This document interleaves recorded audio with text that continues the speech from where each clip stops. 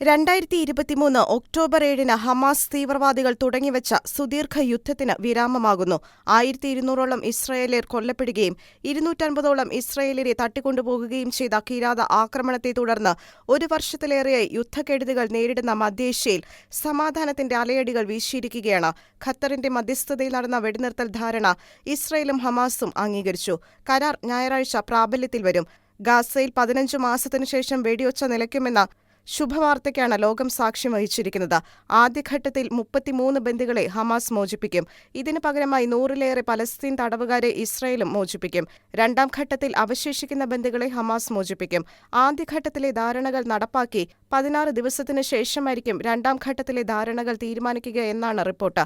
മൂന്നാം ഘട്ടത്തിൽ ഗാസയുടെ പുനരുദ്ധാരണത്തിന് അന്താരാഷ്ട്ര സമൂഹത്തിന്റെ മേൽനോട്ടത്തിൽ 3 മുതൽ 5 വർഷം വരെയുള്ള പദ്ധതി തയ്യാറാക്കും. കരാർ പ്രകാരം ഗാസയിൽ നിന്ന് ഇസ്രായേലി സേന പൂർണ്ണമായും പിന്മാറും. ബന്ദിമോചനം സംബന്ധിച്ച് ധാരണയിലെത്തിയതായും ഹമാസിന്റെ കൈവശമുള്ള ബന്ദികളെ ഉടൻ മോചിപ്പിക്കുമെന്നും നിയുക്ത US പ്രസിഡന്റ് ഡൊണാൾഡ് ട്രംപ് വ്യക്തമാക്കി.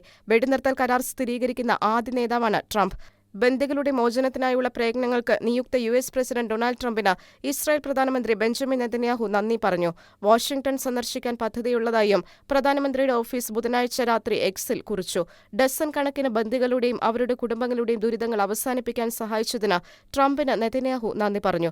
കൂടാതെ എല്ലാ ബന്ദികളെയും തിരിച്ചെത്തിക്കാനുള്ള ട്രംപിന്റെ പ്രതിബദ്ധതയ്ക്കും ഗാസ ഒരിക്കലും തീവ്രവാദത്തിന്റെ സങ്കേതമാകില്ല എന്ന് ഉറപ്പാക്കാൻ ട്രൂത്ത് സോഷ്യൽ പ്ലാറ്റ്ഫോമിൽ പങ്കുവച്ച ട്രംപിന്റെ സമീപകാല പ്രസ്താവനയ്ക്കുള്ള പിന്തുണയും പ്രധാനമന്ത്രി പ്രകടിപ്പിച്ചു.